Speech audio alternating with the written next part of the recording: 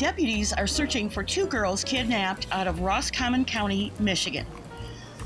The Roscommon County Sheriff's Office says information is limited and it's early in the investigation, but they are tracking down leads. There was a witness that saw the kids leaving an SUV. Lieutenant Angela Ackley with the Roscommon County Sheriff's Office Investigation Services said.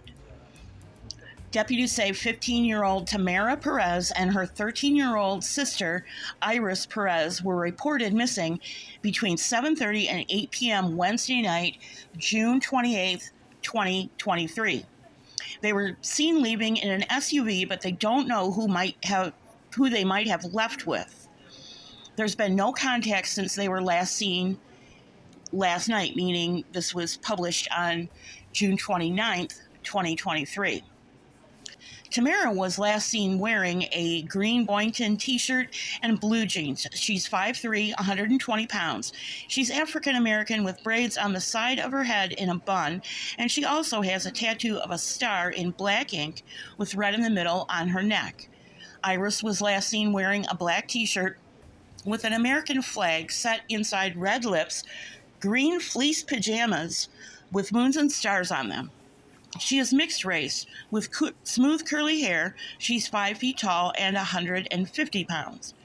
The sheriff's office is also looking for a newer white Jeep Cherokee that they say witnesses saw in the area at the time of the kidnapping.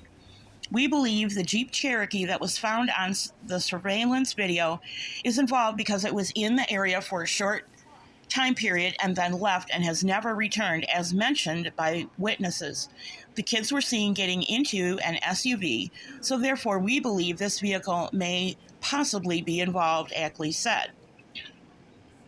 Deputies also say they're working with law enforcement in Florida to try and find the girls' biological family. Their rights were terminated in the state of Florida. We are actively working with the Michigan Intelligence Operations Center, Michigan State Police, and agencies in Florida to try and identify if the biological family is currently in Florida, Ackley said. An Amber Alert has not been issued yet. Most of the criteria is endangered and in harm's way. At this time, there is no indication that the children didn't get into the vehicle with a person that they may be familiar with and go on their own, Ackley said. The sheriff's office did say that neither girl had a cell phone to track their whereabouts. If you have any information on where these two girls are, please call the Roscommon County Sheriff's Office at 989-275-5101. That's 989-275-5101. You've heard me say in the past that I do not report very often on cases in Michigan, but in this instance, I am a little invested. This county, Roscommon County, is uncomfortably close to home for me.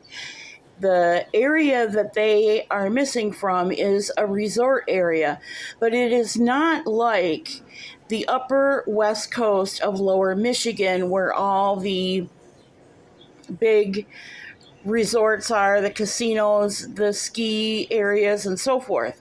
This is more of a local resort area for Michiganders, mostly people from southeast Michigan. It's 3 hours to Detroit, almost to the minute.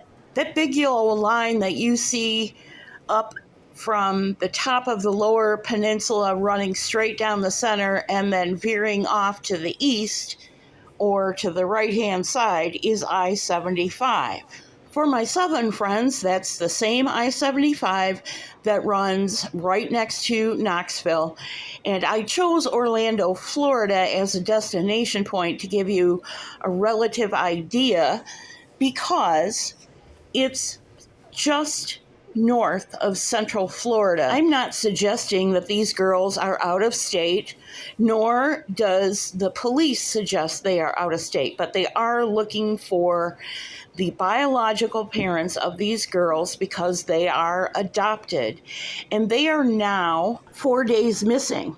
If you look at the green highlight on the calendar, that tells you what the typical driving pattern is over a holiday period, and specifically the 4th of July in Michigan. It's a big, hairy deal. And the roads are clogged up with holiday traffic right now. It usually starts around 4 p.m. on Friday in this instance, and people are still arriving at their destinations this morning. If these girls are out of state, and again, I have to stress this is anecdotal information, it is not official information from law enforcement.